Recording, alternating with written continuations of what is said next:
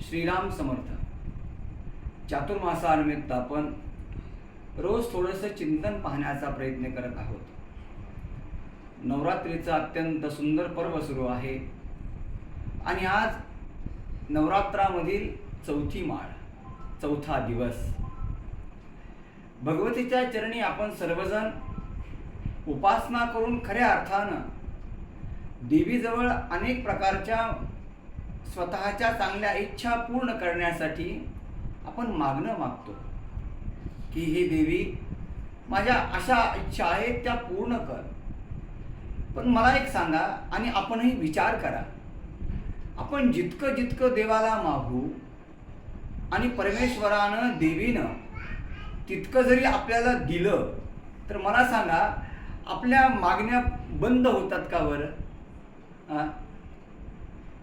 एक विचार करा. म्हणजे या नवरात्रीमध्ये आपण देवीला प्रार्थना केली, विनंती केली की हे भगवती, माझी ही इच्छा पूर्ण कर, आणि समजा देवीनं ती इच्छा तुमची पूर्ण केली, आपण मागणं बंद करतो का? कधीतरी विचार करा. काय झालं, एक छोटी गोष्ट कदाचित आपण ऐकली असेल, पण परत एकदा ऐका. एका राजानं एका गृहस्थाला सांगितलं की तुला जेवढी जमीन तुला हवी आहे तेवढी तुला मी जमीन देतो. अट एक आहे, सूर्य उदय झाला की तू जितकं लांब तुला जाता येईल तितकं जा, पण सूर्यास्तापर्यंत जिथून तू चालायला सुरुवात केलीस त्याच ठिकाणी येऊन तुला थांबायचं. नीट ऐका बरं. मग असं जितकं तू जाऊन वापस येशील तेवढा सर्व भाग हा मी तुला दिला. त्याला वाटलं, अरे मजा की छान. आणि सूर्य उदय झाल्यापासून त्यानं आपला प्रवास सुरू केला.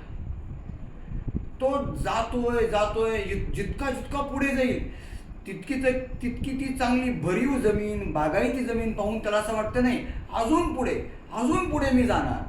आणि बराच पुढे गेल्यानंतर त्याच्या लक्षात आलं की आता आपल्याला परत मागही जायचंय.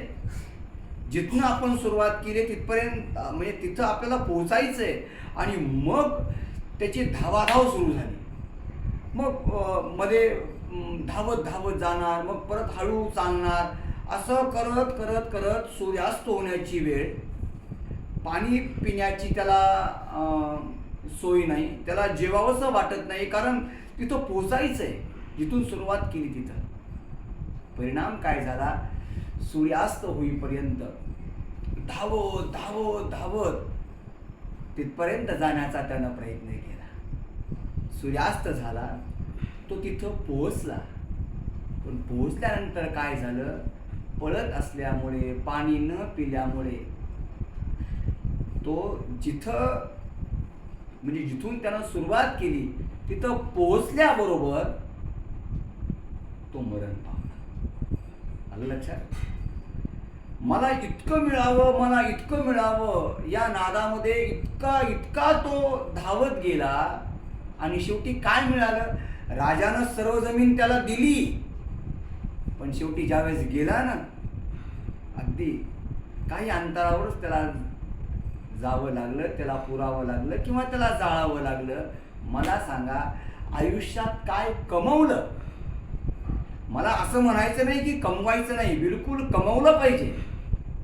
कारण धर्म, अर्थ, काम, मोक्ष या सगळ्या गोष्टी मिळण्यासाठी आपल्याला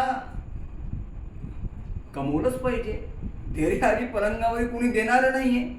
माझा वृद्धापकाळ उत्तम जावा असं वाटत असेल तर तरुणपणी मी चांगलं कमवलं ही पाहिजे, पण इतकं की स्वतःचंही सगळं विसरून जावं. मनुष्याच्या जीवनामध्ये अतिहव्यास, मनुष्याच्या जीवनामध्ये त्याच्या अंताचं, त्याच्या लयाचं, त्याच्या जीवनामध्ये असलेल्या सर्वस्व समर्पित करण्याचं कारण बनतो. त्यामुळं इतकंच आपण कमवावं की त्याचा आनंद आपल्याला घेता आला पाहिजे. परत एकदा या नवरात्रीच्या चौथ्या दिवसाच्या आपल्या सर्वांना खूप खूप शुभेच्छा. देवीला मागणं मागताना असंच मागणं मागा की हे भगवती, मला तू दे, पण जे देशील त्या सर्वांचा आनंद माझ्यासह माझ्या परिवारांना घेता येऊ दे, अशा प्रकारचं आरोग्यही मला दे. आज इथेच थांबूया. उद्या नवीन चिंतन, नवीन सुरुवात. श्रीराम समर्थ.